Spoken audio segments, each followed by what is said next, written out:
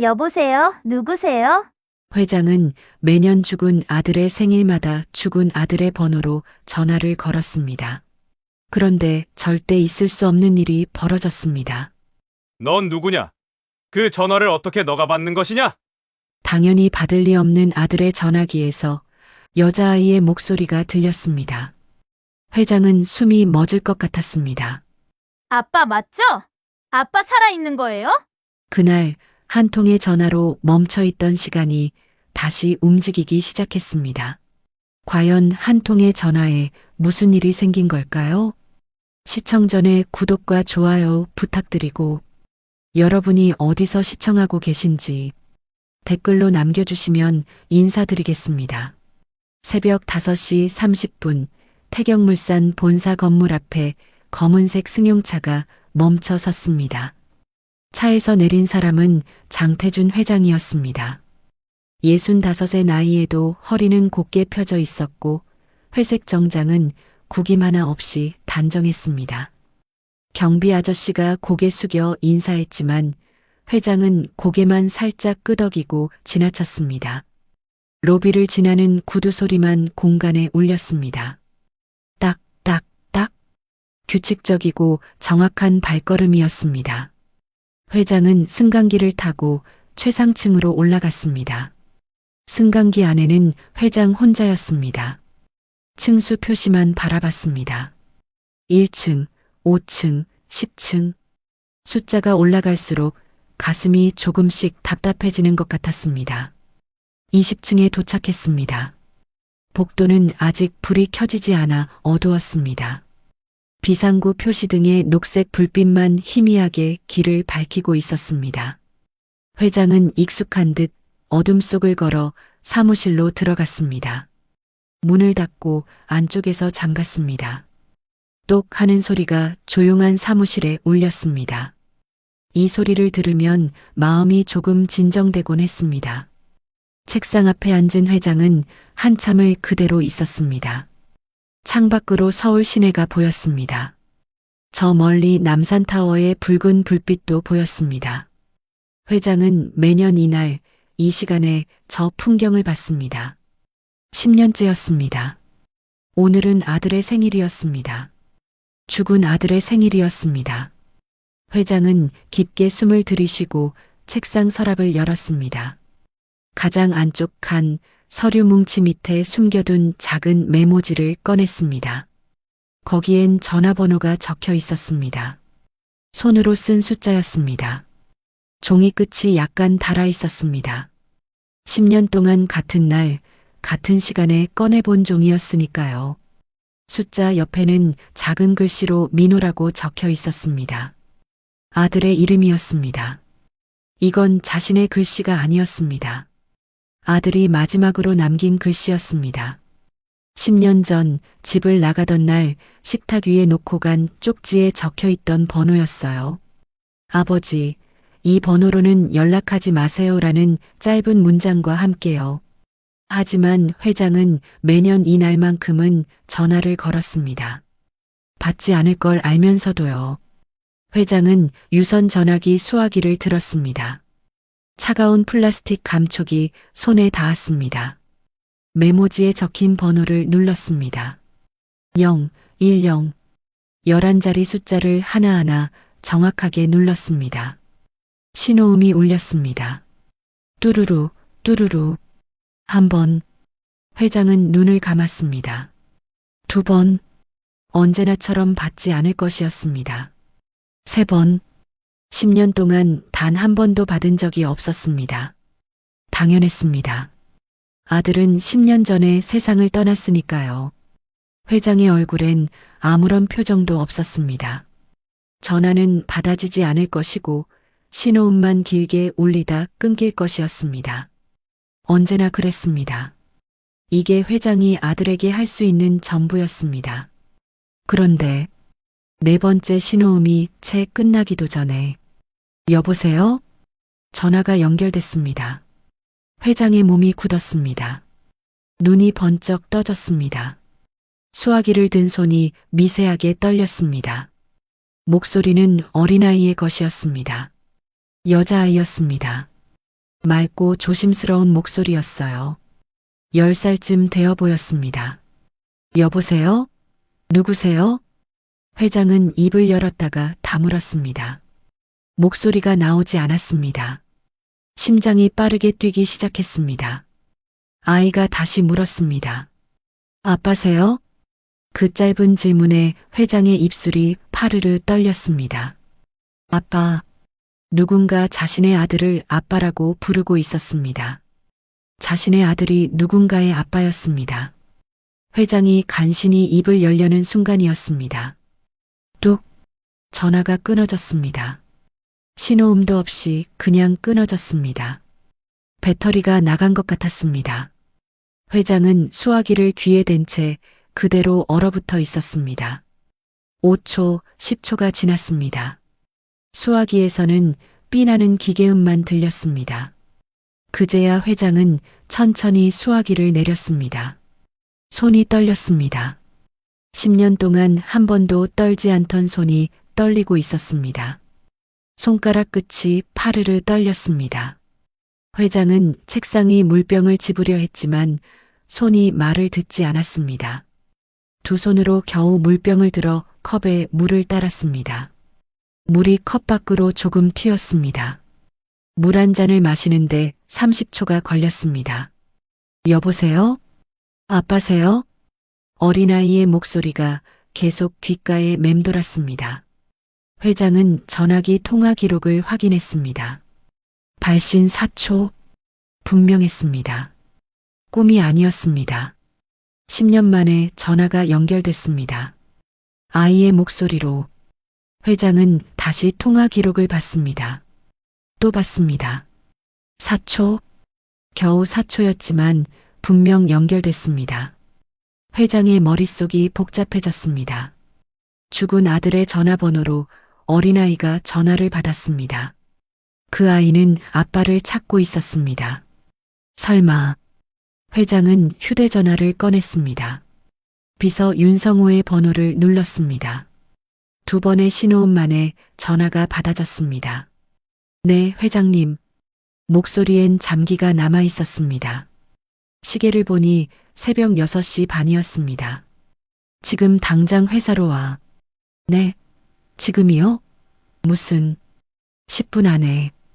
회장은 전화를 끊었습니다. 회장은 계속 유선 전화기 통화 기록을 확인했습니다. 비서가 도착하기 전까지 10번도 넘게 확인했습니다. 아빠세요? 그 목소리가 계속 맴돌았습니다. 40분쯤 지났을 때 사무실 문을 두드리는 소리가 났습니다. 회장님, 윤성호입니다. 회장이 문을 열었습니다. 비서 윤성호가 숨을 가쁘게 몰아쉬며 서 있었습니다. 이마에 땀이 맺혀 있었습니다. 넥타이가 비뚤어져 있었습니다. 회장님, 무슨 일이십니까? 비서의 목소리엔 걱정이 섞여 있었습니다. 회장은 메모지를 비서에게 내밀었습니다. 2번호. 위치 찾아. 비서는 메모지를 받아들었습니다. 휴대전화 번호였습니다. 2번호가 지금 당장. 회장의 목소리엔 다급함이 섞여 있었습니다. 비서는 회장의 얼굴을 봤습니다. 평소와 달랐습니다. 눈빛이 흔들리고 있었습니다. 비서는 더 묻지 않고 휴대전화를 꺼내 어디론가 전화를 걸었습니다. 여보세요, 형? 나야. 급한 부탁이 있어. 휴대전화 위치 추적 좀 부탁할 수 있을까? 비서는 번호를 불러주고 기다렸습니다. 회장도 서서 기다렸습니다. 20분쯤 지났을 때 비서의 전화가 울렸습니다. 비서가 뭔가를 받아 적고 고개를 들었습니다. 회장님, 위치 나왔습니다. 어디야? 서울 중랑구 망우동입니다. 망우시장 근처로 나옵니다.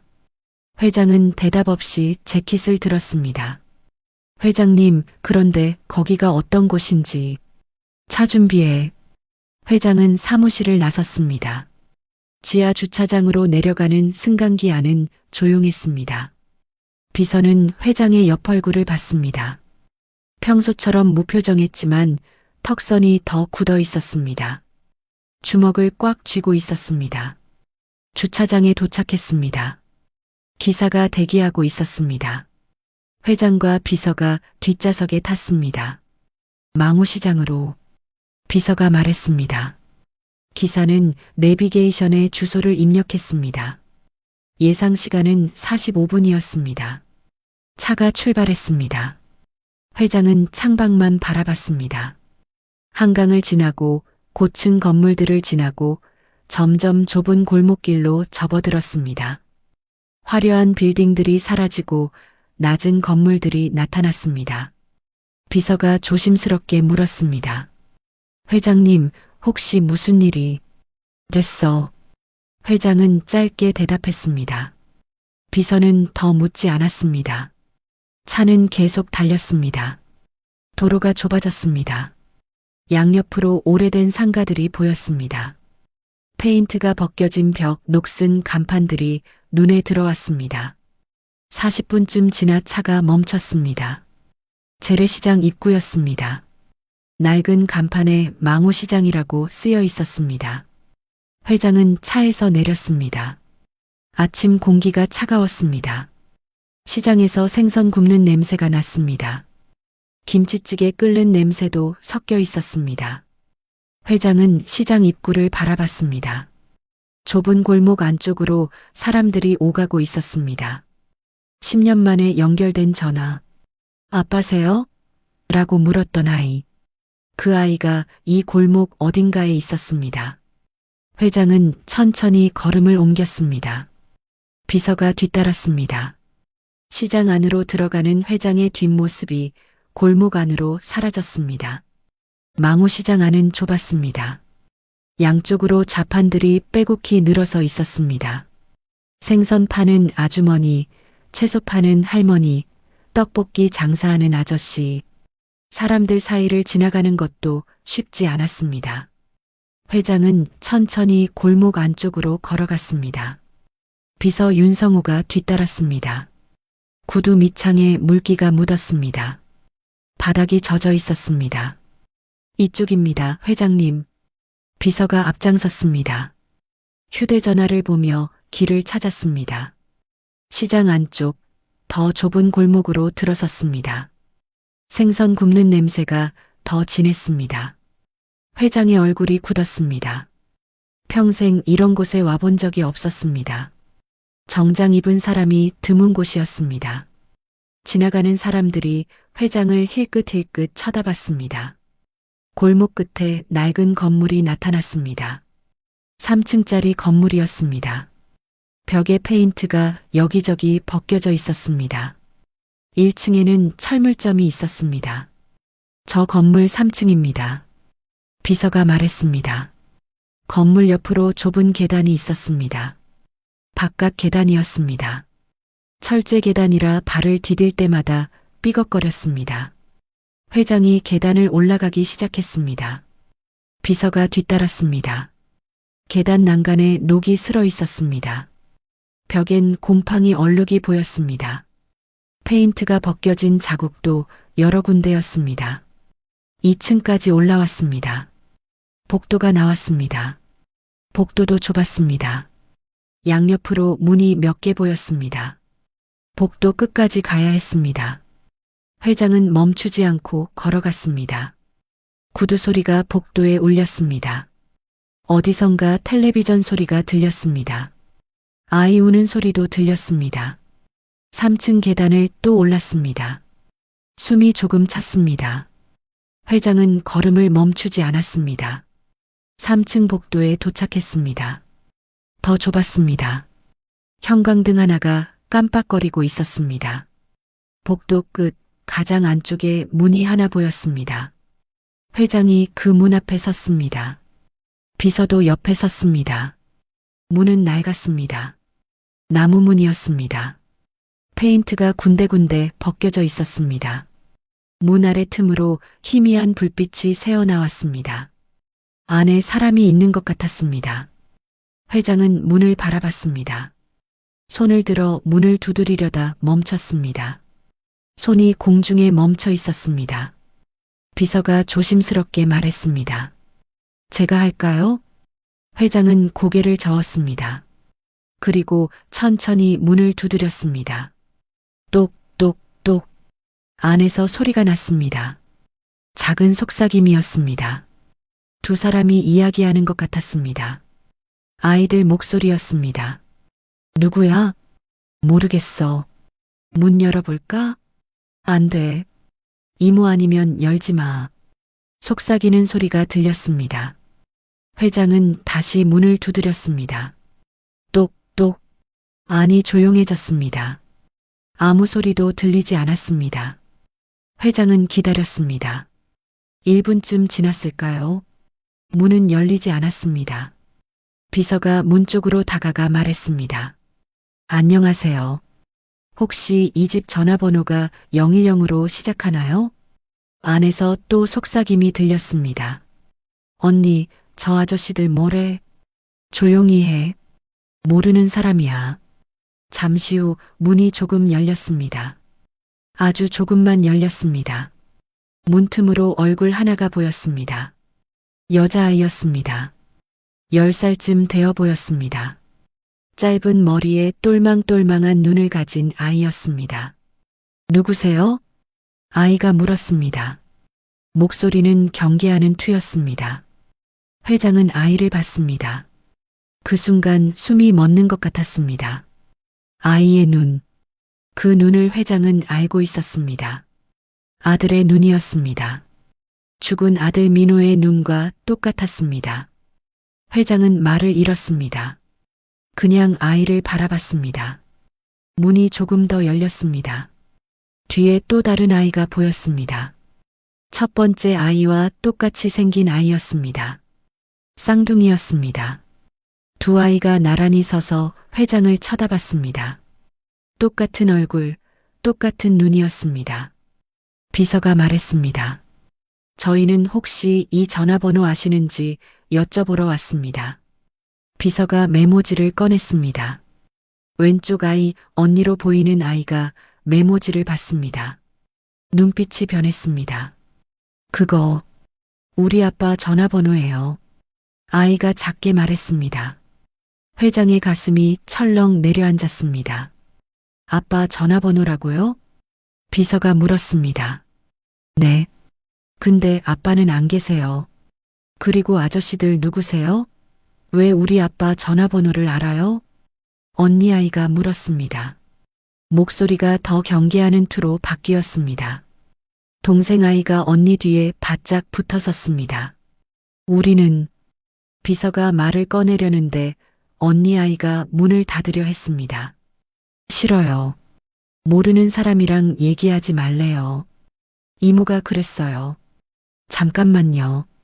우리는 나쁜 사람이 아닙니다. 비서가 급히 말했습니다. 나쁜 사람은 다 그렇게 말해요. 언니 아이가 말했습니다. 그리고 문을 닫으려 했습니다. 회장이 처음으로 입을 열었습니다. 너희 아버지 이름이 뭐니? 목소리가 떨렸습니다. 언니 아이가 회장을 쳐다봤습니다. 잠시 망설이다 대답했습니다. 장민호요. 회장의 다리에 힘이 풀렸습니다. 분명했습니다. 이 아이들은 자신의 아들 장민호의 딸들이었습니다. 너희 어머니는? 회장이 다시 물었습니다. 언니 아이의 눈에 슬픔이 스쳤습니다. 엄마는 안 계세요. 돌아가셨어요. 아빠도요. 동생 아이가 작게 말했습니다. 회장은 아무 말도 할 수 없었습니다. 그저 아이들을 바라봤습니다. 자신의 손녀들을, 자신이 전혀 몰랐던 손녀들을. 비서가 명함을 꺼냈습니다. 혹시 어려운 일 있으면 연락하세요. 우리가 도와드릴 수 있습니다. 명함을 내밀었습니다. 언니 아이가 명함을 보더니 고개를 저었습니다. 필요 없어요. 우린 이모랑 잘 살고 있어요. 가주세요. 그리고 문을 닫아버렸습니다. 딱 하는 소리와 함께 문이 완전히 닫혔습니다. 안에서 자물쇠 채우는 소리가 들렸습니다. 회장은 닫힌 문 앞에 서 있었습니다. 움직일 수가 없었습니다. 비서가 조심스럽게 말했습니다. 회장님, 일단 내려가시죠. 다시 방법을 찾아보겠습니다. 회장은 대답하지 않았습니다. 그냥 문을 바라봤습니다. 문 아래 틈으로 새어나오는 불빛을 봤습니다. 저 안에 자신의 손녀들이 있었습니다. 1분이 지나고 2분이 지났습니다. 회장은 여전히 서 있었습니다. 5분쯤 지났을 때 회장이 천천히 몸을 돌렸습니다. 발걸음이 무거웠습니다. 계단으로 향했습니다. 계단을 내려가며 회장은 한 번 뒤를 돌아봤습니다. 3층 복도 끝, 그 낡은 문이 보였습니다. 희미한 불빛이 문틈으로 새어나오고 있었습니다. 회장은 천천히 계단을 내려갔습니다. 시장을 빠져나와 차에 탔습니다. 회장은 뒷좌석에 앉아 창밖을 봤습니다. 시장 입구가 보였습니다. 비서가 조심스럽게 물었습니다. 회장님, 어떻게 하시겠습니까? 회장은 한참을 말이 없었습니다. 그러다 천천히 입을 열었습니다. 알아봐. 저 아이들에 대해 전부 다 알아봐. 누구랑 살고 있는지, 학교는 어디 다니는지, 뭐가 필요한지. 전부 다. 알겠습니다. 비서가 대답했습니다. 그리고 회장이 말을 이었습니다. 아이들이 모르게 해. 절대 알아채지 못하게. 네, 회장님. 차가 출발했습니다.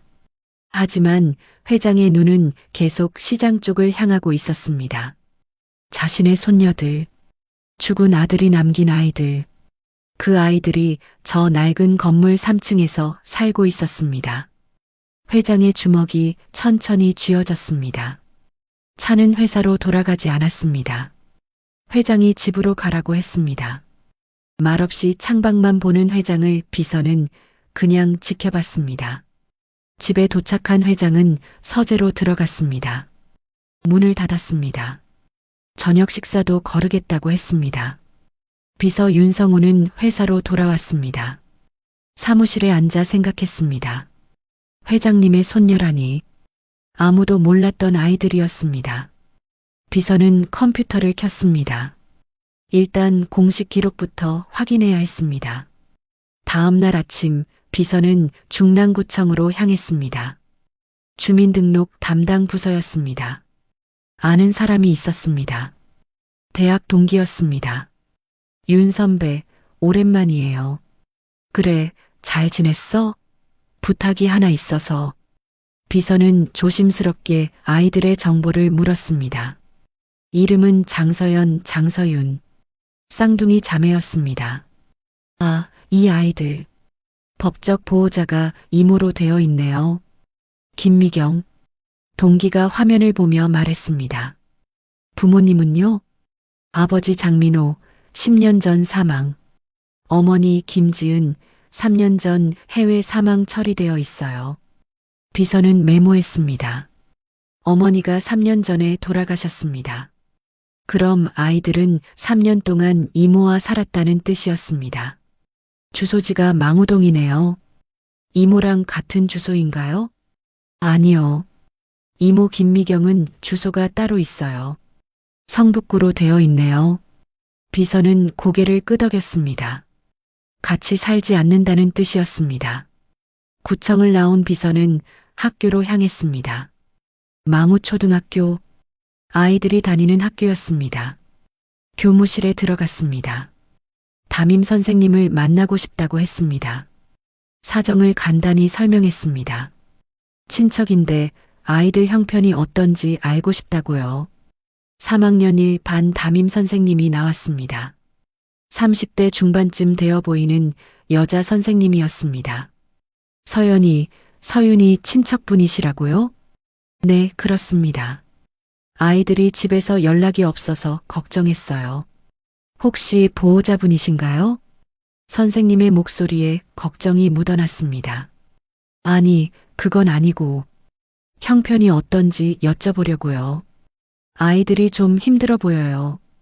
준비물을 제대로 못 챙겨올 때가 많아요. 급식비도 몇 달째 밀려 있고요. 선생님이 한숨을 쉬었습니다. 결석도 잦은가요? 네. 한 달에 한두 번씩은 결석해요. 연락해도 받지 않고요. 보호자분이 이모라고 되어 있는데 한 번도 학교에 안 오셨어요. 비서는 메모장에 적었습니다. 아이들 성격은 어떤가요? 서연이가 언니인데 굉장히 조용해요. 말을 거의 안 해요. 서윤이는 좀 밝은 편인데 요즘은 그 애도 말이 없어졌어요. 늘 둘이 붙어 다녀요. 선생님이 안타까운 표정으로 말했습니다. 친구들과는 어떤가요? 잘 어울리지 않아요. 점심시간에도 둘이서만 있고요. 다른 아이들이 말 걸어도 별로 대답을 안 해요. 비서는 고개를 끄덕였습니다. 학교를 나왔습니다. 다음은 망우시장이었습니다. 어제 갔던 그곳이었습니다. 비서는 시장 안으로 들어갔습니다. 아이들이 사는 건물 근처에 작은 구멍가게가 있었습니다. 할머니가 운영하는 가게였습니다. 비서는 가게에 들어가 물 한 병을 샀습니다. 할머니, 이 동네 오래 사셨어요? 응, 15년 넘었지. 할머니가 대답했습니다. 저기 3층에 쌍둥이 자매가 사는 것 같던데 혹시 아세요? 아, 서윤이? 알지. 불쌍한 애들이야. 할머니의 얼굴이 어두워졌습니다. 왜요? 무슨 일 있어요? 부모가 다 없잖아. 이모가 가끔 오긴 하는데 애들 챙기는 것 같지도 않고 돈만 챙겨가더라고. 이모가 자주 와요? 한 달에 한 번? 그것도 10분도 안 있다가. 애들 밥은 먹이는지 학교는 잘 가는지 관심도 없어 보여. 할머니가 혀를 찼습니다. 애들이 혼자 밥을 해 먹나요? 무슨 편의점에서 도시락 사다 먹지. 그것도 유통기한 임박한 거. 싼 것만 사더라고. 안쓰러워서 가끔 김밥 싸주면 그렇게 잘 먹어. 비서의 가슴이 답답해졌습니다. 밤에는요? 일찍 들어가. 8시만 되면 불 꺼져. 애들이 무서워서 그런 것 같아. 밤에 불 켜놓고 자는 것 같더라고. 할머니가 고개를 저었습니다. 비서는 가게를 나왔습니다. 시장을 천천히 걸었습니다. 아이들이 다니는 편의점을 찾았습니다. 시장 입구 쪽에 있었습니다. 편의점에 들어갔습니다. 20대 후반쯤 되어 보이는 남자 알바생이 있었습니다. 저기요, 이 근처 사는 쌍둥이 여자애들 아세요? 아, 서윤이요? 알죠. 자주 와요? 거의 매일 와요. 저녁 때 되면 도시락이랑 라면 사가요. 유통기한 임박 상품 코너만 뒤져요. 알바생이 말했습니다. 돈은 있어요? 있긴 한데. 항상 계산할 때 돈 세어보고 모자라면 하나 빼고 그래요. 안쓰러워서 가끔 하나 더 넣어줘요. 비서는 더 물어볼 수가 없었습니다. 편의점을 나왔습니다. 사흘 동안 비서는 계속 조사했습니다. 병원 기록도 확인했습니다. 아이들은 3년 동안 병원에 간 기록이 거의 없었습니다. 예방접종도 못 맞았습니다. 비서는 보고서를 작성했습니다. 아이들의 상황을 하나하나 적었습니다. 법적 보호자는 있지만 실제로는 방치 상태라는 것, 식사를 제대로 못하고 있다는 것, 학교 준비물도 제대로 챙기지 못한다는 것. 보고서를 들고 회장을 찾아갔습니다. 회장은 사무실에 있었습니다. 창가에 서서 밖을 보고 있었습니다. 사흘 동안 회장은 거의 말이 없었습니다. 회장님, 보고서입니다. 비서가 서류를 내밀었습니다. 회장은 천천히 돌아서서 서류를 받았습니다. 앉아서 읽기 시작했습니다. 한 장, 2장. 회장의 얼굴은 무표정했습니다. 하지만 서류 넘기는 손이 미세하게 떨렸습니다. 마지막 장까지 다 읽었습니다. 회장은 서류를 책상 위에 내려놓았습니다. 한참을 말이 없었습니다. 비서는 기다렸습니다. 5분쯤 지났을까요? 회장이 입을 열었습니다. 계속 지켜봐. 네. 아이들을 계속 지켜봐. 가까이 가지는 말고. 하지만 회장님, 아이들 상황이. 알아. 회장이 비서의 말을 끊었습니다. 알아. 다 알아. 그래도 아직은 안 돼. 회장의 목소리가 낮았습니다. 제가 조금씩 도울 수는 있지 않을까요? 들키지 않게 할 수 있어? 최대한 조심하겠습니다. 회장은 고개를 끄덕였습니다. 그럼 해봐. 절대 들키지 않게. 비서가 나가고 회장은 혼자 남았습니다. 회장은 책상 서랍을 열었습니다. 안쪽 칸에서 사진 한 장을 꺼냈습니다. 아들 민호의 사진이었습니다. 대학교 졸업 사진이었습니다. 환하게 웃고 있는 아들의 모습이었습니다. 회장은 사진을 오래 바라봤습니다. 민호야. 작게 아들 이름을 불렀습니다. 내가 아빠였구나. 나는 몰랐어. 아무것도 몰랐어. 회장의 목소리가 떨렸습니다. 미안하다. 정말 미안하다. 회장은 사진을 가슴에 안았습니다. 그리고 눈을 감았습니다. 창밖으로 해가 지고 있었습니다. 사무실이 어두워졌습니다. 하지만 회장은 불을 켜지 않았습니다. 그냥 어둠 속에 앉아 있었습니다. 손에는 여전히 아들의 사진이 들려 있었습니다. 다음 날부터 비서 윤성호는 아이들을 지켜보기 시작했습니다. 멀리서요. 들키지 않게요. 아침 7시 비서는 시장 근처 작은 식당에 앉아 있었습니다. 창가 자리였습니다. 아이들이 사는 건물이 보이는 자리였습니다. 7시 10분쯤 건물에서 두 아이가 나왔습니다. 서연과 서윤이었습니다. 똑같은 교복을 입고 있었습니다. 낡아 보였습니다. 소매가 조금 짧았습니다. 언니 서연이 동생 서윤의 손을 꼭 잡고 있었습니다. 두 아이는 시장 골목을 지나 학교 방향으로 걸어갔습니다. 비서는 커피를 마시며 지켜봤습니다. 아이들의 뒷모습이 골목 끝으로 사라졌습니다. 저녁 8시 비서는 또 그 자리에 있었습니다. 같은 식당, 같은 자리였습니다.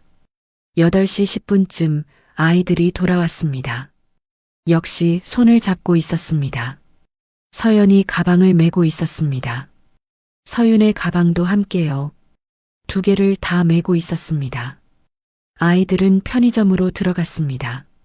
시장 입구 쪽 편의점이었습니다. 비서는 자리에서 일어났습니다. 편의점 쪽으로 천천히 걸어갔습니다. 편의점 진열대 뒤에 섰습니다. 아이들이 보이지 않는 곳이었습니다. 서연과 서윤은 유통기한 임박 상품 코너에 서 있었습니다.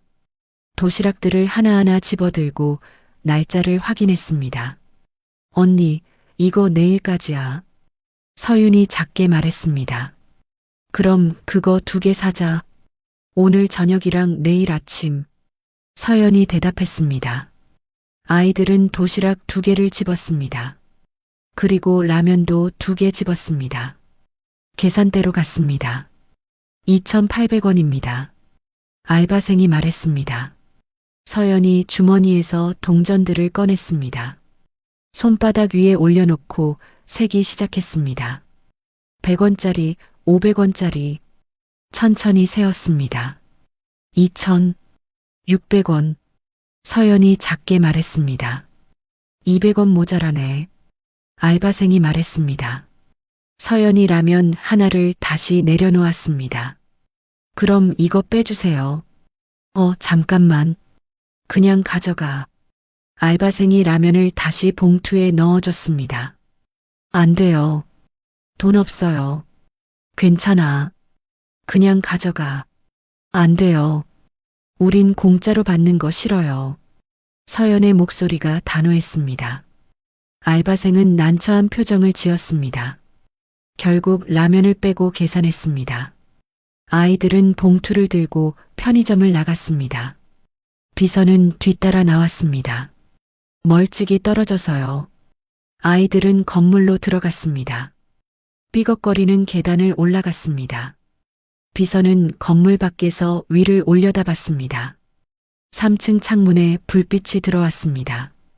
작은 불빛이었습니다. 방 하나에서만 불이 켜진 것 같았습니다. 다음 날도 그 다음 날도 비슷했습니다. 아이들은 매일 같은 시간에 나가고 같은 시간에 돌아왔습니다. 항상 손을 잡고 다녔습니다. 항상 편의점에서 싼 도시락을 샀습니다. 사흘째 되는 날 비가 왔습니다. 비서는 차 안에 앉아 있었습니다. 시장이 보이는 곳에 주차했습니다. 저녁 8시 아이들이 나타났습니다. 우산 하나를 받쳐 들고 있었습니다. 작은 우산이었습니다. 두 아이가 바짝 붙어서 걷고 있었습니다. 서연이 우산을 들고 있었습니다. 서윤을 가리려고 우산을 서윤 쪽으로 기울였습니다. 그래서 서연의 어깨가 다 젖었습니다. 언니, 이쪽으로 와. 언니 다 젖어. 서윤이 말했습니다. 괜찮아. 너는 감기 걸리면 안 돼. 서연이 대답했습니다.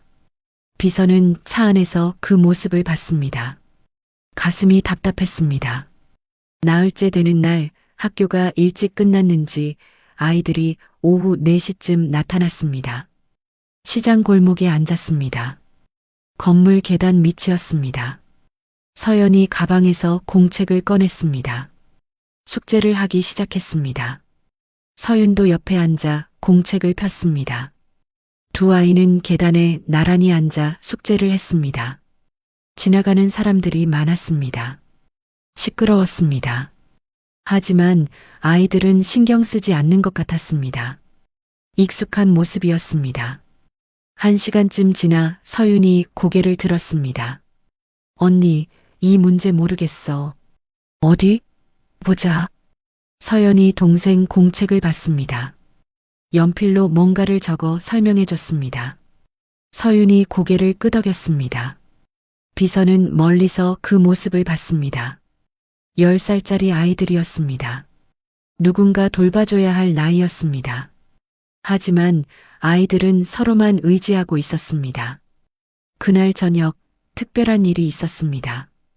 8시쯤 아이들이 편의점에서 나오려는데 한 여자가 나타났습니다. 40대 초반쯤 되어 보였습니다.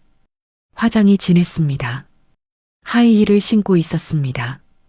야, 너희 여기 있었구나. 여자가 아이들을 불렀습니다. 아이들이 돌아봤습니다. 서연의 얼굴이 굳었습니다. 이모. 서연이 작게 말했습니다. 집 가자. 서류 좀 가져갈 게 있어. 이모가 앞장서서 걸었습니다. 아이들이 뒤따랐습니다. 비서는 조금 떨어져서 따라갔습니다. 3층 방에 도착했습니다. 이모가 문을 열었습니다. 자기 열쇠로 열었습니다. 어휴, 여전히 좁네. 이모가 안으로 들어가며 중얼거렸습니다. 비서는 복도에 숨어서 지켜봤습니다. 문이 열려 있어서 안이 조금 보였습니다. 방은 정말 좁았습니다. 작은 원룸이었습니다. 이불 2채가 바닥에 깔려 있었습니다. 작은 책상 하나, 옷장 하나가 전부였습니다. 이모가 서랍을 뒤지기 시작했습니다. 서류 어디 뒀어? 도장은? 저기, 책상 서랍이요. 서연이 작게 말했습니다. 이모가 책상 서랍을 열었습니다. 서류 몇 장과 도장을 꺼냈습니다. 이거 이모가 가져갈게. 필요한 거야. 무슨 서류예요? 너희가 알 필요 없어. 어차피 이모가 보호자잖아. 이모가 가방에 서류를 넣었습니다. 냉장고에 뭐 있어? 거의 없어요. 그래. 뭐, 너희 알아서 먹겠지. 다음 달에 지원금 나오면 또 줄게. 이모가 가방을 들었습니다. 이모, 학교에서 준비물 사오래요. 돈 좀. 서연이 조심스럽게 말했습니다. 아, 돈? 이모도 지금 없어. 다음에 줄게. 그럼 잘 있어. 이모가 문을 나섰습니다. 하이힐 소리가 복도에 울렸습니다. 계단을 내려갔습니다. 비서는 복도 구석에 숨어 있었습니다. 이모가 지나갔습니다. 향수 냄새가 진했습니다. 이모가 완전히 내려간 후 비서는 방 쪽을 봤습니다. 문이 아직 열려 있었습니다. 서연이 문 앞에 서 있었습니다. 이모가 간 쪽을 바라보고 있었습니다. 표정이 없었습니다. 언니 문 닫아. 서윤이 안에서 말했습니다. 서연이 천천히 문을 닫았습니다. 딸깍 하는 소리와 함께 문이 닫혔습니다. 비서는 한참을 그 자리에 서 있었습니다. 5분쯤 지났을까요? 방 안에서 작은 소리가 들렸습니다. 우는 소리였습니다. 엄마, 엄마. 서윤의 목소리였습니다. 울지 마. 괜찮아. 우리 괜찮아. 서연의 목소리가 들렸습니다. 엄마 보고 싶어. 언제 와? 엄마 언제 와? 곧 올 거야. 조금만 기다려. 서연이 동생을 달래는 목소리였습니다. 비서는 더 이상 들을 수가 없었습니다. 계단을 내려갔습니다. 밖으로 나왔습니다. 찬 공기가 얼굴에 닿았습니다. 비서는 깊게 숨을 쉬었습니다. 다음 날 아침 비서는 회장을 찾아갔습니다. 회장님, 어제 이모가 다녀갔습니다. 그래서 냉장고 확인도 안 했습니다. 그냥 서류하고 도장만 챙겨갔습니다. 5분도 안 있다가 갔습니다. 회장은 아무 말이 없었습니다. 아이들이 많이 힘들어 보입니다. 비서가 조심스럽게 말했습니다. 회장은 창밖을 봤습니다. 한참을 말이 없었습니다. 계속 지켜봐. 회장이 말했습니다. 그것밖에 할 수 없어. 지금은 그게 전부야. 회장의 목소리가 낮았습니다. 비서는 더 말하지 못했습니다. 고개를 숙이고 나왔습니다. 회장은 혼자 남았습니다. 창밖을 계속 바라봤습니다. 손이 천천히 주먹을 쥐었습니다. 이틀 후 회장이 비서를 불렀습니다. 아이들한테 다가가 봐. 네. 하지만 들키지 말라고 하시지 않으셨습니까? 자연스럽게, 우연인 것처럼 회장이 말했습니다. 무슨 말씀을 하면 될까요? 그냥 도움이 필요한지 물어봐. 필요한 게 있으면 도와주고. 회장의 목소리가 조금 떨렸습니다. 알겠습니다. 비서가 고개를 숙였습니다. 다음 날 오후 비서는 망우시장에 있었습니다. 평상복 차림이었습니다. 정장이 아니라 청바지에 점퍼를 입었습니다. 최대한 자연스럽게 보이려고요. 오후 4시쯤 아이들이 나타났습니다. 학교 끝나고 오는 시간이었습니다. 두 아이는 시장 안쪽 쌀집 앞에 서 있었습니다. 아저씨, 제일 싼 쌀이 어떤 거예요? 서연이 물었습니다. 이거 5킬로에 15,000원. 쌀집 주인이 가리켰습니다. 그럼 그거 주세요. 5킬로? 애들이 들고 가기 무겁지 않아? 괜찮아요. 서연이 돈을 꺼냈습니다. 10,000원짜리 한 장, 5,000원짜리 한 장이었습니다. 주인이 쌀을 봉지에 담아줬습니다. 묵직했습니다. 서연이 두 손으로 들었습니다. 무거워 보였습니다. 언니, 내가 들까? 서윤이 물었습니다. 아니야. 너는 가방 들어. 서연이 쌀을 들고 걷기 시작했습니다. 몇 걸음 가다 잠깐 멈춰섰습니다. 숨을 고르는 것 같았습니다. 비서가 다가갔습니다. 제가 들어드릴까요? 서연이 깜짝 놀라 뒤를 돌아봤습니다. 비서를 봤습니다. 눈이 커졌습니다. 저번에 우리 집에 오셨던 분? 서연이 물었습니다. 네. 우연히 지나가다가 봤어요. 무거워 보여서요. 비서가 웃으며 말했습니다. 괜찮아요. 혼자 들 수 있어요. 서연이 쌀을 꽉 안았습니다. 집까지 멀죠? 제가 들어다 드릴게요. 싫어요. 서연의 목소리가 단호했습니다. 왜요? 그냥 도와주는 건데. 모르는 사람 도움 안 받아요. 우리 혼자 할 수 있어요. 서연이 비서를 피해 걸으려 했습니다.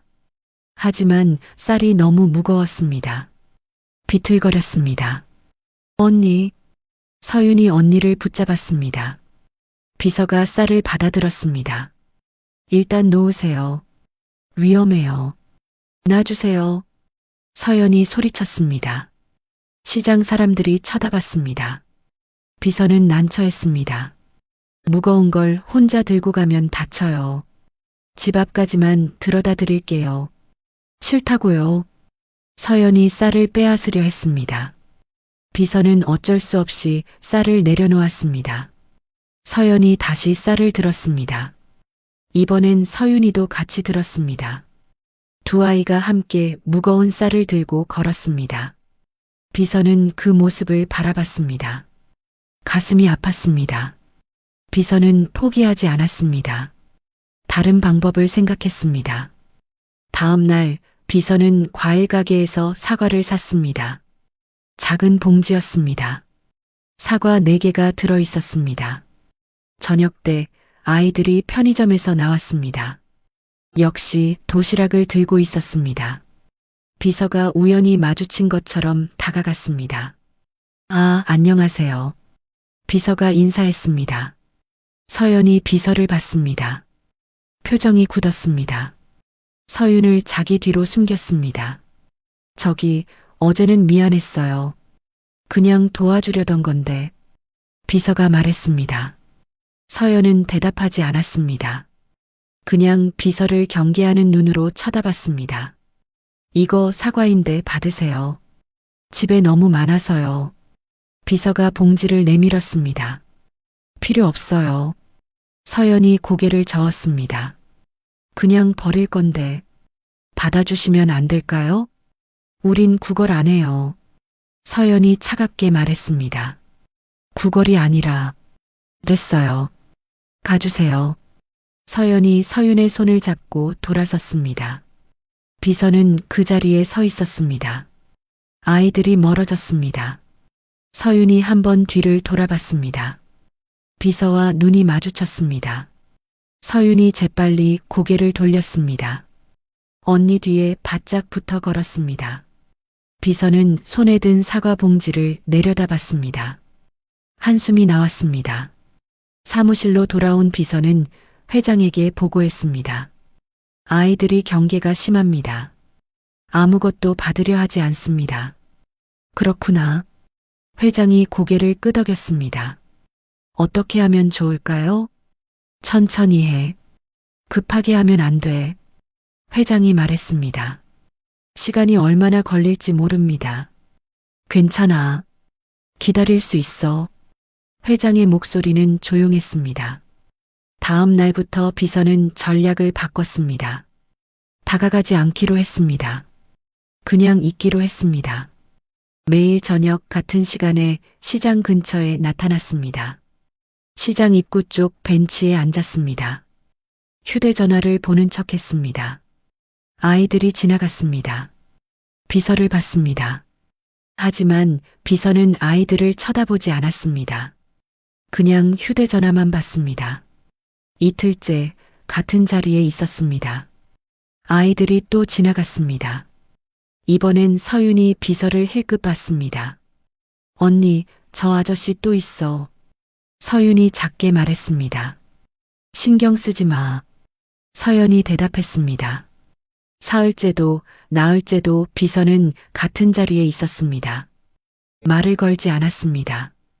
그냥 있었습니다. 닷새째 되는 날 비가 조금 왔습니다. 비서는 우산을 쓰고 벤치에 앉아 있었습니다. 아이들이 나타났습니다. 역시 작은 우산 하나를 받쳐 들고 있었습니다. 서연이 우산을 들고 있었습니다. 아이들이 비서 앞을 지나갔습니다. 서연이 비서를 봤습니다. 비서는 고개를 살짝 끄덕였습니다.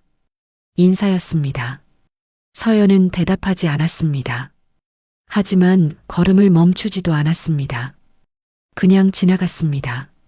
일주일째 비서는 여전히 같은 자리에 있었습니다. 아이들이 편의점에서 나왔습니다. 도시락을 들고 있었습니다. 비서 옆을 지나갔습니다. 서윤이 언니에게 속삭였습니다. 언니, 저 아저씨 맨날 거기 있어. 응.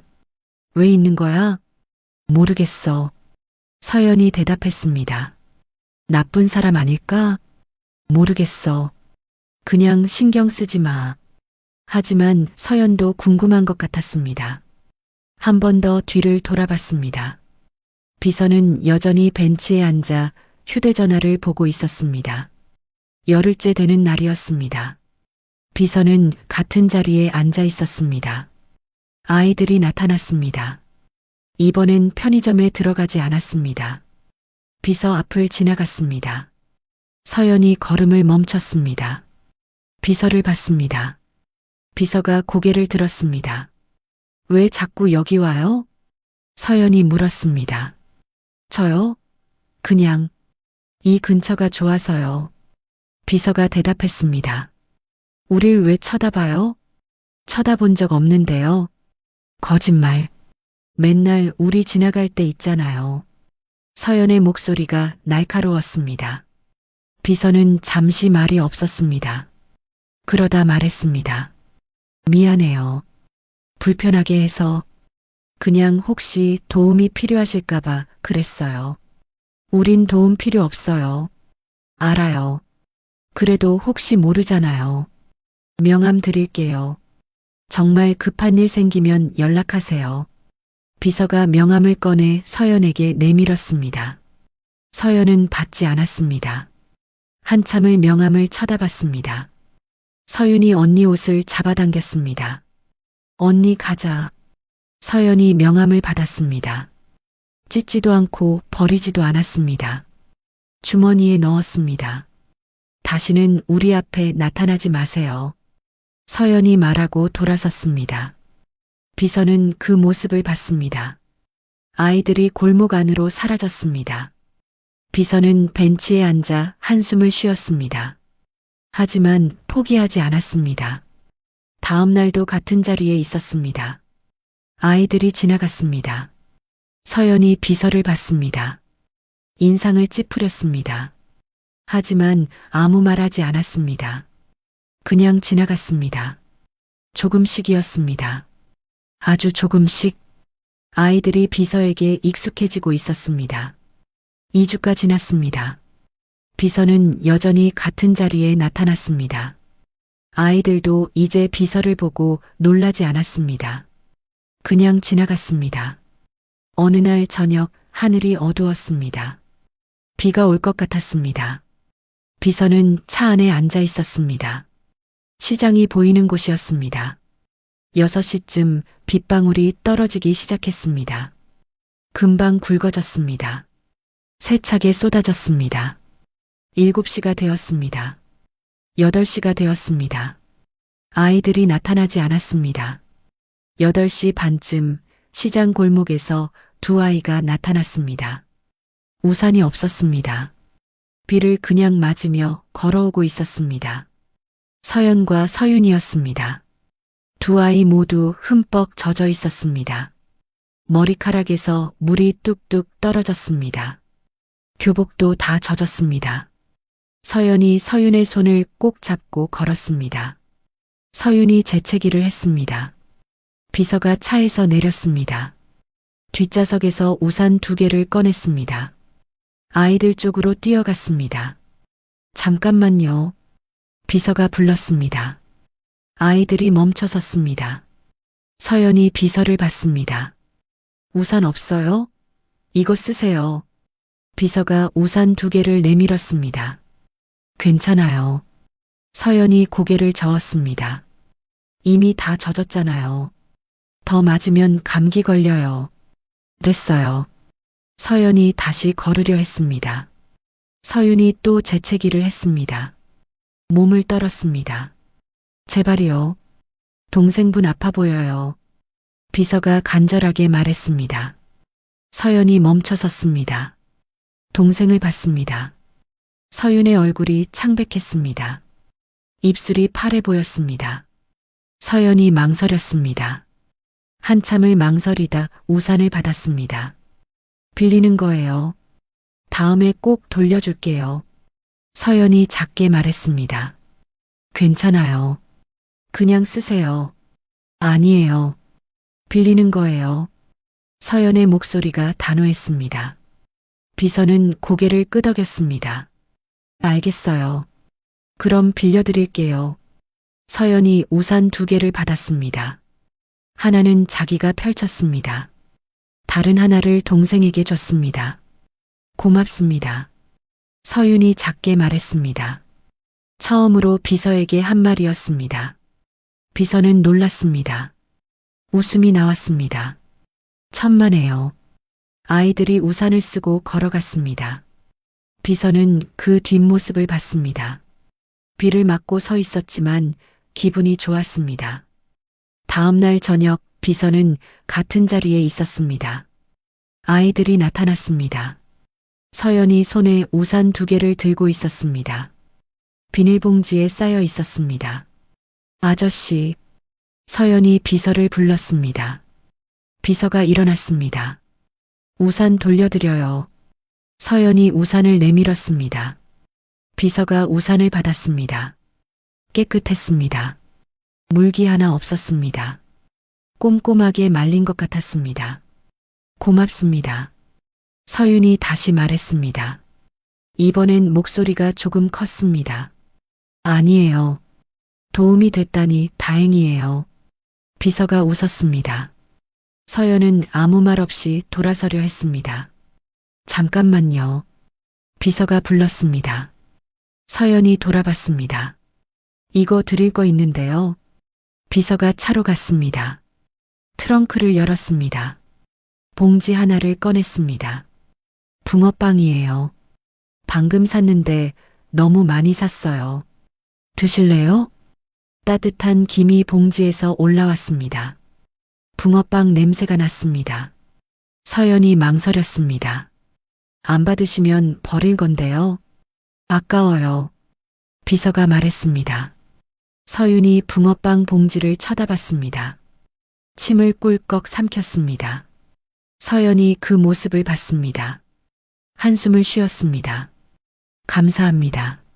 서연이 봉지를 받았습니다. 맛있게 드세요. 비서가 웃었습니다. 아이들이 걸어갔습니다. 몇 걸음 가다 서연이 붕어빵 봉지를 열었습니다. 하나를 꺼내 한 입 베어 물었습니다. 그리고 동생에게 줬습니다. 맛있어? 서윤이 물었습니다. 응, 너 먹어. 서연이 대답했습니다. 서윤이 붕어빵을 받아 먹었습니다. 얼굴이 환해졌습니다. 언니도 먹어. 응, 나중에. 서연이 고개를 끄덕였습니다. 비서는 그 모습을 봤습니다. 가슴이 먹먹했습니다. 언니는 자기 것을 먹지 않고 동생에게 먼저 주었습니다. 아이들이 골목 안으로 사라졌습니다. 비서는 차에 올라탔습니다. 핸들을 잡고 한참을 앉아 있었습니다. 회사로 돌아가 회장을 찾아갔습니다. 회장님, 오늘 아이들이 제게 인사를 했습니다. 그래? 네. 조금씩 마음을 여는 것 같습니다. 비서의 목소리에 기쁨이 묻어났습니다. 회장은 창밖을 봤습니다. 한참을 말이 없었습니다. 너무 가까이 가지 마. 네. 아직은 안 돼. 천천히 해. 회장의 목소리가 낮았습니다. 하지만 회장님, 아이들이 이제 내가 직접 나서기 전까지는 조심해. 알겠어? 알겠습니다. 비서가 고개를 숙였습니다. 비서가 나가고 회장은 혼자 남았습니다. 책상 서랍에서 차 열쇠를 꺼냈습니다. 밤 10시 회장은 운전대를 잡았습니다. 기사 없이 혼자 차를 몰았습니다. 망우동으로 향했습니다. 시장 앞에 도착했습니다. 차를 세웠습니다. 불을 껐습니다. 시장은 조용했습니다. 가게들이 다 문을 닫았습니다. 가로등만 희미하게 켜져 있었습니다. 회장은 차 안에 앉아 건물을 봤습니다. 3층 창문에 작은 불빛이 보였습니다. 저 안에 손녀들이 있었습니다. 회장은 차 문을 열려다 멈췄습니다. 손이 문 손잡이에 닿았다가 떨어졌습니다. 한참을 그렇게 앉아 있었습니다. 30분쯤 지났을까요? 회장은 시동을 걸었습니다. 차를 돌렸습니다. 시장을 떠났습니다. 집으로 돌아가는 길 회장의 눈가가 붉어졌습니다. 미안하다. 회장이 작게 중얼거렸습니다. 조금만 기다려라. 조금만. 차는 어둠 속을 달렸습니다. 사흘 후였습니다. 비서는 오후 내내 회의가 있었습니다. 저녁 8시가 넘어서야 회의가 끝났습니다. 핸드폰을 확인했습니다. 부재중 전화가 5통 있었습니다. 모르는 번호였습니다. 비서가 전화를 걸었습니다. 여보세요? 아, 윤 선생님. 저 망우시장 구멍가게 주인인데요. 할머니 목소리였습니다. 급했습니다. 네, 무슨 일이세요? 서윤이요. 애들이 큰일 났어요. 비서의 얼굴이 굳었습니다. 무슨 일인데요? 애들이 아파요. 토하고 배 아프다고 난리예요. 지금 약국 찾아가려는데 쓰러질 것 같아요. 어디 계세요? 제가 지금 갈게요. 비서가 소리쳤습니다. 시장 안제 가게 앞이요. 빨리 와주세요. 전화가 끊어졌습니다. 비서는 뛰었습니다. 사무실을 나와 엘리베이터로 뛰었습니다. 지하 주차장으로 내려가 차에 올라탔습니다. 차를 몰았습니다. 빨랐습니다. 신호등도 간신히 통과했습니다. 30분 만에 망우시장에 도착했습니다. 차를 세우고 뛰었습니다. 시장 안 구멍가게 앞에 사람들이 모여 있었습니다. 가운데 아이 둘이 앉아 있었습니다. 서연과 서윤이었습니다. 서윤은 바닥에 주저앉아 있었습니다. 얼굴이 새하얘졌습니다. 식은땀이 흘렀습니다. 몸을 떨었습니다. 서연도 안색이 안 좋았습니다. 하지만 동생을 부축하고 있었습니다. 서연아, 서윤아. 비서가 달려갔습니다. 서연이 비서를 봤습니다. 눈에 눈물이 고여 있었습니다. 아저씨. 서연의 목소리가 떨렸습니다. 무슨 일이야? 뭐가 아파? 배가 아파요. 토했어요. 언제부터? 1시간 전부터요. 비서가 서윤을 봤습니다. 서윤은 눈을 제대로 뜨지 못했습니다. 의식이 몽롱해 보였습니다. 병원 가야 돼. 지금 당장. 비서가 휴대전화를 꺼냈습니다. 안 돼요. 서연이 비서 손을 잡았습니다. 왜? 병원 가야 돼. 119 부르면 안 돼요. 이모한테 혼나요. 지금 그게 중요해? 너희 둘 다 위험해. 돈도 없어요. 병원비 낼 돈 없어요. 서연이 울먹였습니다. 비서는 더 이상 참을 수 없었습니다. 서윤을 안아들었습니다. 가벼웠습니다. 너무 가벼웠습니다. 괜찮아. 내가 다 해결할게. 일단 병원부터 가자. 아저씨. 서연아, 걸을 수 있어? 서연이 고개를 끄덕였습니다. 하지만 일어서려다 휘청거렸습니다. 비서가 한 손으로 서연도 붙잡았습니다. 할머니, 도와주세요. 구멍가게 할머니가 서연을 부축했습니다. 차까지 갔습니다. 뒷좌석에 아이들을 태웠습니다. 서윤을 눕히고 서연을 앉혔습니다. 가까운 병원이 어디예요? 비서가 할머니에게 물었습니다. 중랑성심병원이요. 10분 거리예요. 비서가 차를 몰았습니다. 빨랐습니다. 백미러로 뒤를 봤습니다. 서연이 동생 손을 꼭 잡고 있었습니다. 서윤아, 괜찮아. 조금만 참아. 서연이 동생에게 속삭였습니다. 서윤은 대답하지 못했습니다. 신음만 냈습니다. 10분 만에 병원에 도착했습니다. 응급실 입구 앞에 차를 세웠습니다. 비서가 서윤을 안고 뛰었습니다. 서연도 뒤따라왔습니다. 환자요.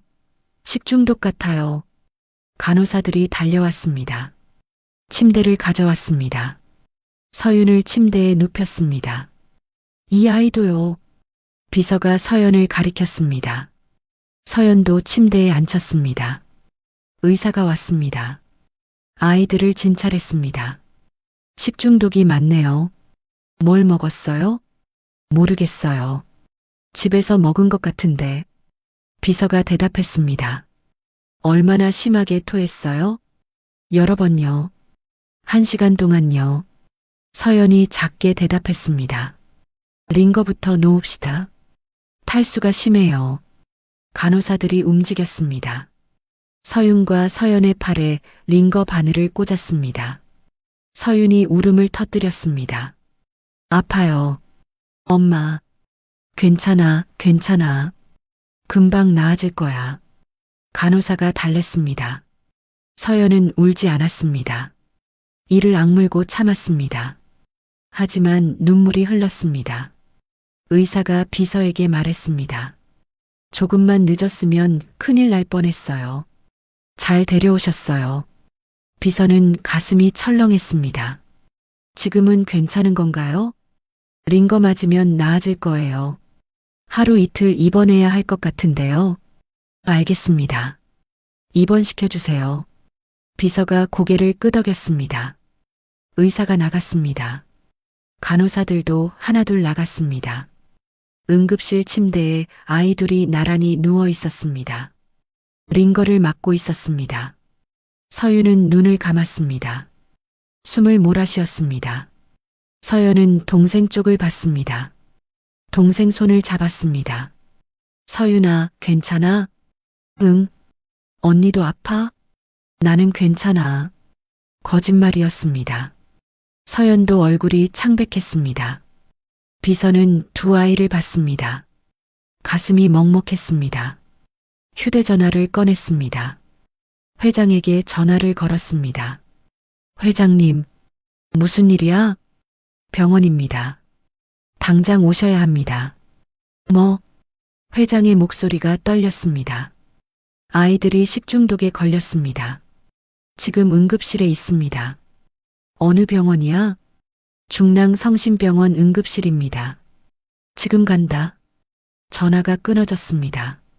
비서는 휴대전화를 내려놓았습니다. 아이들을 봤습니다. 서연이 비서를 봤습니다. 아저씨, 병원비, 걱정하지 마. 내가 낼게. 안 돼요. 우린 돈 없어요. 괜찮아. 나중에 갚으면 돼. 정말요? 응. 약속할게. 서연이 고개를 끄덕였습니다. 눈물이 또 흘렀습니다. 고맙습니다. 서연이 작게 말했습니다. 비서는 대답하지 못했습니다. 목이 메었습니다. 30분쯤 지났을까요? 응급실 문이 열렸습니다. 회장이 들어왔습니다. 숨을 헐떡이고 있었습니다. 뛰어온 것 같았습니다. 정장 재킷도 제대로 안 입었습니다. 단추가 잘못 채워져 있었습니다. 회장이 응급실 안을 둘러봤습니다. 아이들을 찾았습니다. 아이들이 보였습니다. 링거를 맞고 누워있는 모습이 보였습니다. 회장의 발걸음이 멈췄습니다. 복도 끝에서 침대를 바라봤습니다. 움직일 수가 없었습니다. 비서가 다가갔습니다. 회장님. 회장은 대답하지 않았습니다. 그냥 아이들만 봤습니다. 들어가 보시겠습니까? 비서가 물었습니다. 회장은 한참을 망설였습니다. 그리고 천천히 고개를 끄덕였습니다. 회장이 천천히 응급실 안으로 걸어갔습니다. 한 걸음 한 걸음이 무거웠습니다. 침대가 가까워졌습니다. 아이들이 더 선명하게 보였습니다. 서윤은 눈을 감고 있었습니다. 링거를 맞으며 숨을 몰아쉬고 있었습니다. 서연은 동생 손을 잡고 있었습니다. 눈은 떠 있었습니다. 회장이 침대에서 두 걸음 떨어진 곳에 섰습니다. 더 이상 다가갈 수가 없었습니다. 서연이 고개를 돌렸습니다. 회장을 봤습니다. 눈이 마주쳤습니다. 서연의 눈이 커졌습니다. 회장을 기억했습니다. 저번에 우리 집에 오셨던 분? 서연이 작게 물었습니다. 회장은 대답하지 못했습니다. 입술이 떨렸습니다. 누구세요? 서연이 다시 물었습니다. 회장은 한참을 그렇게 서 있었습니다. 아무 말도 할 수 없었습니다. 비서가 옆에서 지켜봤습니다. 조용히 기다렸습니다. 5분쯤 지났을까요? 회장이 입을 열었습니다. 나는, 목소리가 갈라졌습니다. 나는 너희 할아버지다. 조용한 목소리였습니다. 하지만 응급실 안에 울렸습니다. 서연이 멍하니 회장을 쳐다봤습니다. 말을 잃었습니다. 서윤이 눈을 떴습니다. 회장을 봤습니다. 할아버지, 서윤이 작게 물었습니다. 그래. 회장이 고개를 끄덕였습니다. 너희 아빠는 내 아들이었어. 장민호, 내 아들이었어. 회장의 눈가가 붉어졌습니다. 서윤의 눈에서 눈물이 흘렀습니다. 아빠 전화 받으신 분이에요? 그날 아침에? 서윤이 물었습니다. 회장이 고개를 끄덕였습니다. 그래.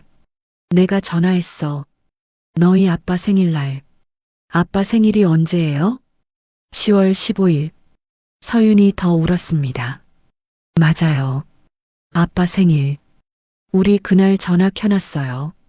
혹시 아빠가 전화할까봐. 회장의 가슴이 무너졌습니다. 서연은 아무 말이 없었습니다. 그냥 회장을 쳐다봤습니다.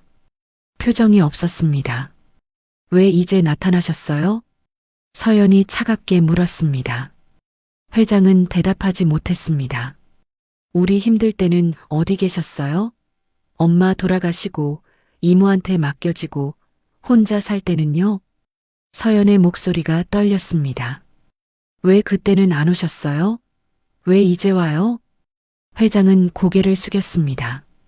아무 말도 할 수 없었습니다. 미안하다. 겨우 그 말만 했습니다. 미안하다는 말로 되는 거예요? 서연이 소리쳤습니다. 우리 얼마나 힘들었는지 아세요? 밥도 제대로 못 먹고 추워도 참고 아파도 병원 못 가고 우리가 뭘 잘못했어요? 서연이 울기 시작했습니다. 참았던 눈물이 쏟아졌습니다. 회장은 고개를 들지 못했습니다. 그냥 고개를 숙이고 서 있었습니다. 서윤이 일어나려 했습니다. 링거줄이 팔을 잡아당겼습니다. 하지만 일어났습니다. 침대에서 내려와 회장에게 다가갔습니다. 할아버지. 서윤이 회장의 손을 잡았습니다. 회장이 깜짝 놀라 고개를 들었습니다. 서윤이 울면서 회장을 봤습니다. 우리 이제 어떻게 돼요? 할아버지가 우리 데려가 주세요. 회장의 눈에서 눈물이 흘렀습니다. 서연이 벌떡 일어났습니다. 동생에게 다가가 손을 잡아당겼습니다. 서윤아, 오지 마. 언니 왜? 모르는 사람이야. 우리랑 상관없어. 하지만 할아버지잖아. 할아버지? 우리 평생 한 번도 본 적 없는 사람이 무슨 할아버지야. 서연이 동생 손을 떼어냈습니다. 동생을 침대로 데려갔습니다. 회장은 그 모습을 봤습니다. 아무것도 할 수 없었습니다. 간호사가 들어왔습니다. 입원 수속하셔야 해요. 보호자분이 서명해 주세요. 간호사가 서류를 들고 있었습니다. 회장이 앞으로 나섰습니다. 내가 할아버지요. 제가 서명할게요. 법적 보호자이신가요? 아니. 하지만 친할아버지입니다. 죄송하지만 법적 보호자가 아니시면 서명하실 수 없어요. 간호사가 고개를 저었습니다. 회장이 굳었습니다. 법적 보호자는 누구예요? 간호사가 물었습니다. 이모요. 서연이 대답했습니다. 이모분 연락처 아세요? 네. 서연이 번호를 말했습니다. 간호사가 받아 적었습니다. 이모분한테 연락드리겠습니다. 일단 입원은 시켜드릴게요. 간호사가 나갔습니다. 응급실이 조용해졌습니다. 회장은 그 자리에 서 있었습니다. 법적 보호자가 아니라는 말에 충격을 받았습니다. 친할아버지인데, 피를 나눈 할아버지인데, 아무것도 할 수 없었습니다. 비서가 조심스럽게 다가왔습니다. 회장님, 일단 밖으로 나가시죠. 회장은 움직이지 않았습니다. 아이들을 봤습니다. 서연은 동생을 안고 있었습니다. 회장을 보지 않았습니다. 고개를 돌리고 있었습니다. 서유는 회장을 봤습니다. 눈물을 흘리며 봤습니다. 회장님, 비서가 다시 불렀습니다. 회장이 천천히 돌아섰습니다. 응급실을 나갔습니다. 복도로 나왔습니다. 의자에 주저앉았습니다. 머리를 감싸 쥐었습니다. 법적 보호자. 회장이 중얼거렸습니다. 내가 법적 보호자가 아니라니. 비서는 아무 말도 하지 못했습니다. 회장은 한참을 그렇게 앉아 있었습니다. 10분쯤 지났을까요? 복도 끝에서 하이힐 소리가 들렸습니다. 한 여자가 다가왔습니다. 40대 초반. 화장이 진했습니다. 이모 김미경이었습니다. 애들 어디 있어요? 이모가 비서에게 물었습니다. 비서가 응급실을 가리켰습니다. 이모가 응급실로 들어갔습니다. 아이들을 봤습니다. 야, 너희 왜 또 말썽이야? 병원은 왜 왔어?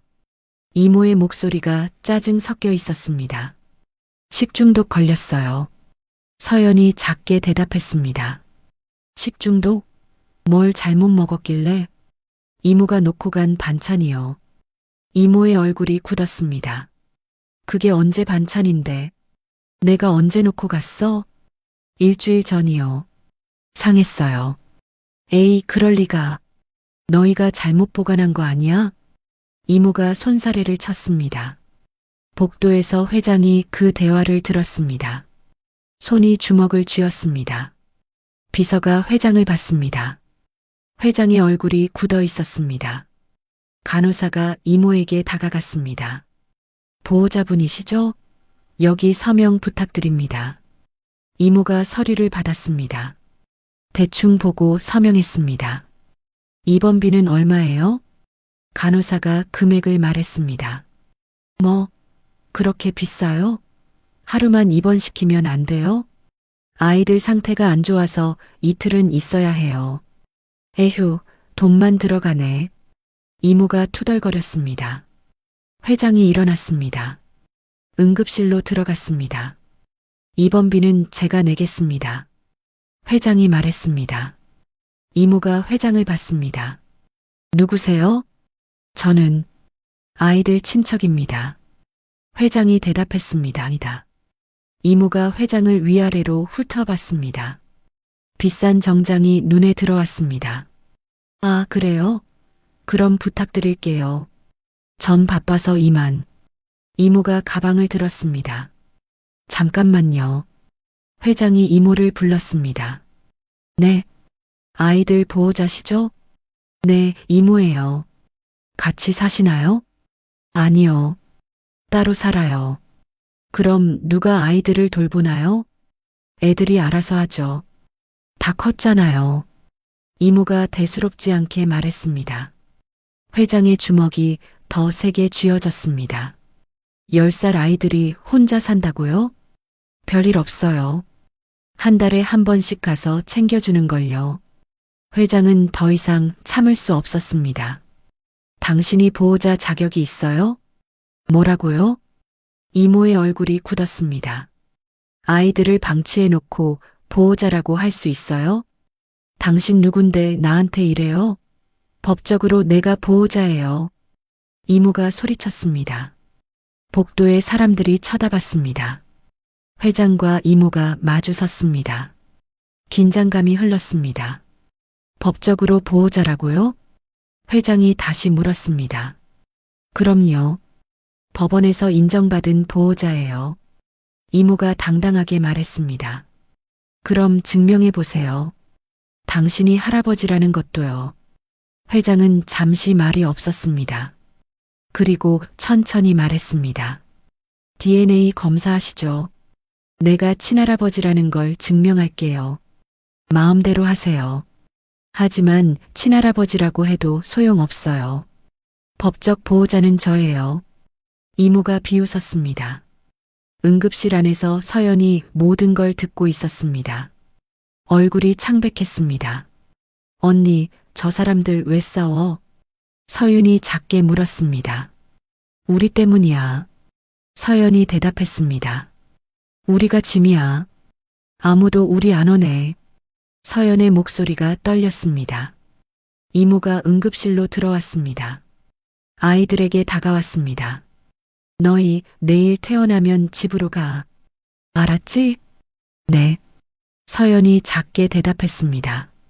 이상한 사람들 말 듣지 말고. 이모가 회장 쪽을 흘끗 봤습니다. 그리고 나갔습니다. 하이힐 소리가 복도에 울렸습니다. 회장이 응급실로 들어왔습니다. 아이들을 봤습니다. 서연이 회장을 쳐다봤습니다. 눈빛이 차가웠습니다. 가주세요. 서연이 말했습니다. 서연아, 싫어요. 우리한테 오지 마세요. 나는 너희 할아버지야. 할아버지면 뭐해요? 법적으로 보호자도 아니잖아요. 들었어요. 서연의 목소리가 날카로웠습니다. 회장은 아무 말도 할 수 없었습니다. 우린 이모랑 살 거예요. 그러니까 가주세요. 서연아, 이모는 너희를 제대로 돌보지 않아. 그래도 우리 보호자예요. 당신보다는 나아요. 서연이 이불을 머리끝까지 덮었습니다. 더 이상 회장을 보지 않았습니다. 회장은 한참을 서 있었습니다. 비서가 다가와 조용히 말했습니다. 회장님, 일단 나가시죠. 아이들이 힘들어합니다. 회장이 천천히 고개를 끄덕였습니다. 응급실을 나갔습니다. 복도에 나와 벽에 기댔습니다. 변호사 불러. 회장이 말했습니다. 네. 당장 변호사 불러. 법적으로 싸울 거야. 회장의 목소리가 단호했습니다. 다음 날 변호사가 병원으로 왔습니다. 회장과 만났습니다. DNA 검사부터 진행하겠습니다. 친손녀가 맞다는 걸 증명해야 합니다. 변호사가 말했습니다. 그 다음은요? 현재 보호자의 부적격 사유를 입증해야 합니다. 방치, 학대 정황을 모아야 해요. 증거는 충분해요. 비서가 말했습니다. 그동안 조사한 자료 다 있습니다. 비서가 파일을 변호사에게 건넸습니다. 변호사가 파일을 펼쳤습니다. 천천히 읽었습니다. 이 정도면 충분합니다. 방치가 명백하네요. 얼마나 걸릴까요? 회장이 물었습니다. 빠르면 한 달, 늦으면 두세 달 걸릴 수 있습니다. 그동안 아이들은요? 현재 보호자와 함께 지내게 됩니다. 회장의 얼굴이 굳었습니다. 그럴 순 없어요. 이모는 아이들을 돌보지 않아요. 법적으로는 어쩔 수 없습니다. 법원 결정이 나올 때까지는요. 변호사가 안타까운 표호로 말했습니다. 회장은 주먹을 쥐었습니다. 사흘 후 DNA 검사 결과가 나왔습니다. 친손녀가 확실했습니다. 하지만 법원은 바로 보호자를 변경해주지 않았습니다. 절차가 필요했습니다. 그 사이 아동보호 전문기관이 개입했습니다. 아이들 상황을 조사했습니다. 일주일 후 복지사가 회장을 찾아왔습니다. 아이들을 일시보호시설에 맡기는 게 어떨까요? 복지사가 제안했습니다. 뭐라고요? 회장이 놀랐습니다. 현재 환경이 좋지 않습니다. 이모는 관심이 없고 회장님은 아직 법적 보호자가 아니시고 안 됩니다. 아이들을 시설에 보낼 순 없어요. 하지만 제가 책임지겠습니다. 법적 절차가 끝날 때까지 제가 돌보겠습니다. 회장의 목소리가 간절했습니다. 법적으로 불가능합니다. 현 보호자 동의가 필요해요. 그럼 이모를 설득하겠습니다. 회장이 말했습니다. 이틀 후 회장은 이모를 만났습니다. 조용한 카페였습니다. 무슨 일로 부르셨어요? 이모가 차를 마시며 물었습니다. 아이들을 제가 돌보겠습니다. 회장이 말했습니다. 안 돼요. 내가 보호자예요. 당신은 아이들에게 관심도 없잖아요. 그건 당신이 판단할 일이 아니에요. 이모가 차갑게 말했습니다. 회장은 잠시 생각했습니다. 그리고 말했습니다. 돈을 드리죠. 이모의 눈빛이 변했습니다. 얼마요? 매달 200만 원. 아이들 양육비 명목으로요. 그 돈 주고 뭘 원하시는데요? 아이들을 제가 데려가게 해주세요. 보호자 지위는 포기하시고요. 이모가 웃었습니다. 200? 턱도 없어요. 500. 뭐라고요? 500만 원. 매달. 그럼 생각해 볼게요. 회장은 분노를 참았습니다. 좋아요. 500 드리죠. 현금으로요. 흔적 안 남게. 이모가 말했습니다. 회장은 주먹을 쥐었습니다. 하지만 고개를 끄덕였습니다. 알겠습니다. 서류 준비하세요. 변호사를 통해 정식 계약을 했습니다. 이모는 보호자 지위를 포기하기로 했습니다. 하지만 문제가 있었습니다. 아이들이었습니다. 회장이 아이들을 만나러 갔습니다. 아이들은 퇴원해서 집으로 돌아간 상태였습니다. 망우동 그 좁은 방이었습니다. 회장이 문을 두드렸습니다. 누구세요? 서연의 목소리가 들렸습니다. 나야. 할아버지. 안이 조용해졌습니다. 가주세요. 서연이 말했습니다. 서연아, 얘기 좀 하자. 싫어요. 제발. 회장의 목소리가 떨렸습니다. 한참 후 문이 열렸습니다. 서연이 문틈으로 얼굴을 내밀었습니다. 뭐예요? 너희를 데려가고 싶어. 어디로요? 내 집으로. 제대로 돌봐주고 싶어. 서연이 고개를 저었습니다. 싫어요. 왜? 우린 아무도 안 따라가요. 우리끼리 살 거예요. 그럴 순 없어. 너희는 아직 어려. 우린 괜찮아요. 지금까지도 잘 살았어요. 서연의 목소리가 단호했습니다. 서연아, 가주세요. 다시는 오지 마세요. 서연이 문을 닫으려 했습니다. 회장이 문을 잡았습니다. 나는 너희 할아버지야. 책임지고 싶어. 너무 늦었어요. 서연이 말했습니다. 우리가 힘들 때 어디 계셨어요? 이제 와서 할아버지라고 하면 다해요? 눈물이 흘렀습니다. 우린 당신 필요 없어요. 서연이 문을 닫았습니다.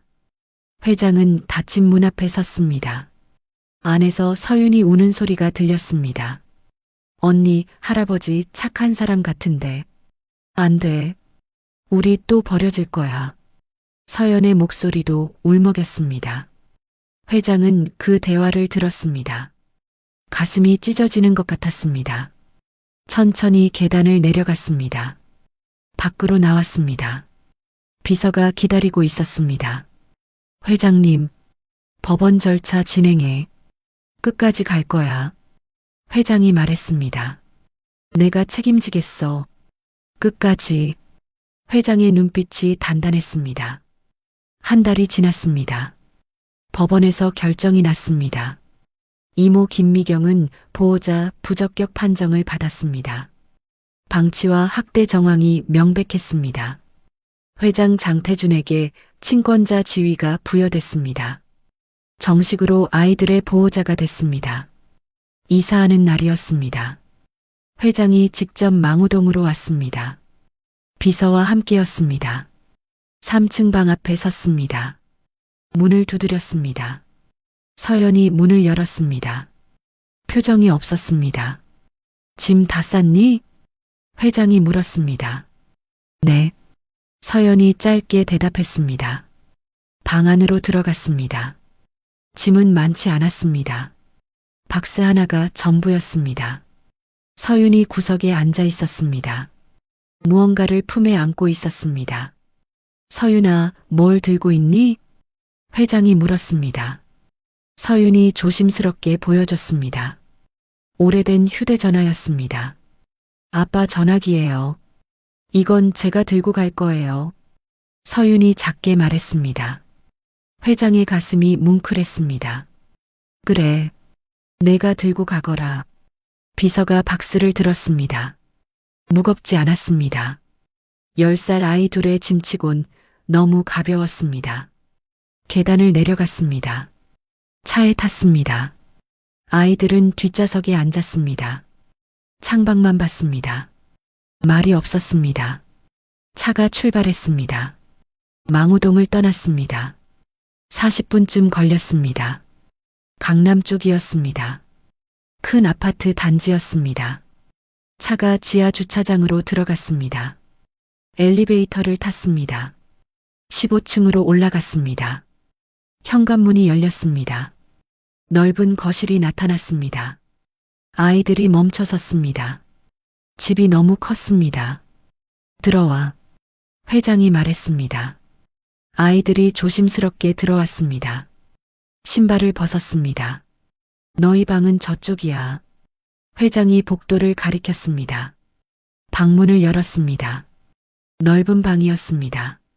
침대 2개가 나란히 놓여 있었습니다. 책상도 2개였습니다. 마음에 드니? 회장이 물었습니다. 서연은 대답하지 않았습니다. 그냥 방 안을 둘러봤습니다. 서윤이 침대에 앉았습니다. 푹신했습니다. 언니, 여기서 우리 자는 거야? 응. 서연이 고개를 끄덕였습니다. 짐 풀어. 천천히 해도 돼. 회장이 말하고 방을 나왔습니다. 저녁 시간이 됐습니다. 식탁에 음식이 차려졌습니다. 가정부 아주머니가 준비한 것이었습니다. 된장찌개, 불고기, 나물, 김치, 따뜻한 밥도 있었습니다. 밥 먹자. 회장이 아이들을 불렀습니다. 아이들이 나왔습니다. 식탁 앞에 섰습니다. 앉아. 회장이 의자를 가리켰습니다. 아이들이 앉았습니다. 회장도 맞은편에 앉았습니다. 많이 먹어. 회장이 말했습니다. 서윤이 숟가락을 들었습니다. 밥을 한 숟갈 떴습니다. 입에 넣었습니다. 맛있어? 회장이 물었습니다. 서윤이 고개를 끄덕였습니다. 서연은 먹지 않았습니다. 그냥 앉아만 있었습니다. 서연아, 너도 먹어. 배 안 고파요. 조금이라도 먹어야지. 됐어요. 서연이 고개를 저었습니다. 회장은 더 강요하지 않았습니다. 천천히 해도 돼. 내가 먹고 싶을 때 먹어. 식사가 끝났습니다. 서윤만 조금 먹었습니다. 서연은 끝까지 먹지 않았습니다. 며칠이 지났습니다. 아이들은 여전히 마음을 열지 않았습니다. 서연은 회장과 거의 말을 하지 않았습니다. 하지만 서윤은 조금씩 달랐습니다. 할아버지.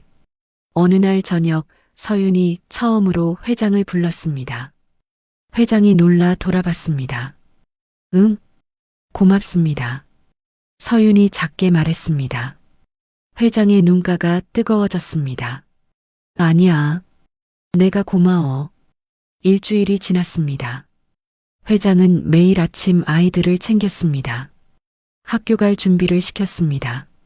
아침 식사도 같이 했습니다. 기사가 아이들을 학교에 데려다 줬습니다. 저녁에 데리고 왔습니다. 서연은 여전히 저기요라고만 불렀습니다. 할아버지라는 말은 하지 않았습니다. 하지만 조금씩 변화가 있었습니다. 저녁 식사 때 서연도 이제 밥을 먹었습니다. 처음엔 몇 숟갈만 먹더니 점점 양이 늘었습니다. 2주가 지났습니다. 회장이 퇴근하고 집에 들어왔습니다. 할아버지 왔어요. 서윤이 현관으로 달려왔습니다. 회장이 웃었습니다. 그래, 다녀왔어. 처음으로 한 말이었습니다. 집에 돌아와서 하는 인사였습니다. 거실 소파에 서연이 앉아 있었습니다. 책을 읽고 있었습니다. 회장이 들어오자 슬쩍 고개를 들어 쳐다봤습니다. 회장과 눈이 마주쳤습니다. 서연이 재빨리 고개를 돌렸습니다. 하지만 입가에 작은 미소가 스쳤습니다. 회장도 작게 웃었습니다. 저녁 식사가 끝나고 회장은 서재로 들어갔습니다. 책상 서랍을 열었습니다. 아들 민호의 사진을 꺼냈습니다. 오래 바라봤습니다. 민호야. 회장이 작게 불렀습니다. 내 딸들이 여기 있어. 우리 집에 있어. 목소리가 떨렸습니다. 늦었지만 이제라도 내가 돌볼게. 약속할게. 회장은 사진을 지갑 안에 넣었습니다. 찢지 않았습니다. 버리지 않았습니다. 지갑 속 가장 안쪽 칸에 소중히 넣었습니다. 서랍을 닫고 일어났습니다. 거실로 나왔습니다. 아이들이 방에서 나와 텔레비전을 보고 있었습니다. 서윤이 회장을 보고 웃었습니다. 할아버지, 이거 봐요. 재미있어요. 그래. 뭔데? 만화 영화요. 회장이 소파에 앉았습니다. 아이들 옆에 앉았습니다. 서연이 슬쩍 회장을 봤습니다. 조금 긴장한 것 같았습니다. 회장은 아무 말 없이 텔레비전을 봤습니다. 조용한 저녁이었습니다. 하지만 따뜻했습니다. 창밖으로 서울 야경이 보였습니다. 불빛들이 반짝였습니다. 회장은 그 불빛을 봤습니다. 10년 전 아들을 떠나보냈습니다. 하지만 아들이 남긴 것이 있었습니다. 두 손녀였습니다. 너무 늦게 알았습니다. 너무 늦게 만났습니다. 하지만 지금이라도 괜찮았습니다. 회장은 옆에 앉은 아이들을 봤습니다. 서윤이 만화를 보며 웃고 있었습니다. 서연이 책을 읽고 있었습니다. 하지만 가끔 회장을 슬쩍 쳐다봤습니다. 회장은 작게 웃었습니다. 이제 시작이었습니다. 긴 시간이 걸릴 것이었습니다. 하지만 회장은 기다릴 수 있었습니다. 끝까지 남아있을 수 있었습니다. 그게 가족이었으니까요.